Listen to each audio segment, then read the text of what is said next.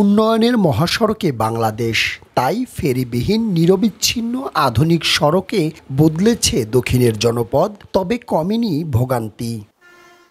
২ lane থেকে ৪ লেনে উন্নীত হলেও নগরীর রূপাতলী, চৌমাথা ও কেন্দ্রীয় নতুল্লাবাদ বাস টার্মিনালে অবৈধ বাজার দখলে রেখেছে মহাসড়ক। রাস্তার মধ্যে গাড়ি সাজাইছি, এটা আমার ভুল হয়েছে। এনে গাড়ি করে রাখা তো সেই জন্য আমি এখানে দাঁড়াই। মধ্যেই দোকান এখন বর্তমানে, এটা আমার ভুল হয়েছে। সড়ক জনপদের নির্ধারিত জায়গায় প্রভাবশালীদের অবৈধ স্থাপনা, বাজার কমিটি হাত করে ফুটপাত যেন হকারদের। সবাই দেয় এখান থেকে যারা খালপার যারা সবার কাছে কিন্তু 50 টাকা করে নেয়। বহিরাগত এরা কতক্ষণের জন্য আসে আবার চলে যায়। বাজার ঘাট এগুলো যদি মনে করেন রাস্তা থেকে ক্লিয়ার হয়, আমাদের চলাচলের জন্য একটা সুবিধা।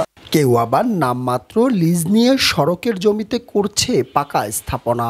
এভাবে মহাসড়ক বেদখল রাখায় তীব্র হচ্ছে যানজট, দেখা দিচ্ছে নগরে, ঘটছে দুর্ঘটনা। তাই নিরাপদ সড়ক নিশ্চিত করার দাবি সচেতন মহলের। নগর শুরু হয়েছে মাত্র এটার উন্নয়ন, এই মুহূর্তে যদি এটার পরিকল্পনা না নেওয়া যায় তাহলে ভবিষ্যতে আমি বলবো ঢাকার চেয়ে বরিশাল অবস্থা ভয়াবহ হবে। অচিরেই অভিযান শুরুর কথা জানান সিটি কর্পোরেশন। আমরা অচিরেই এদের উচ্ছেদ অভিযান শুরু করব এবং বরিশাল শহরকে একটি নিরাপদ সড়ক হিসাবে চিহ্নিত করব।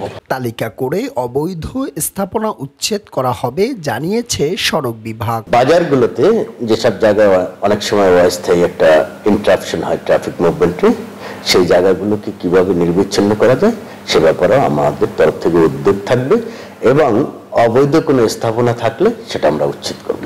মহাসড়কে চাঁদাবাজির সত্যতা পাওয়া গেলে ব্যবস্থা নেওয়ার আশ্বাস দিয়েছে পুলিশ। পরিষ্কার করার জন্য যা যা করার আমরা করছি এবং আরও এই অভিযানটাকে আমরা জোরদার করব।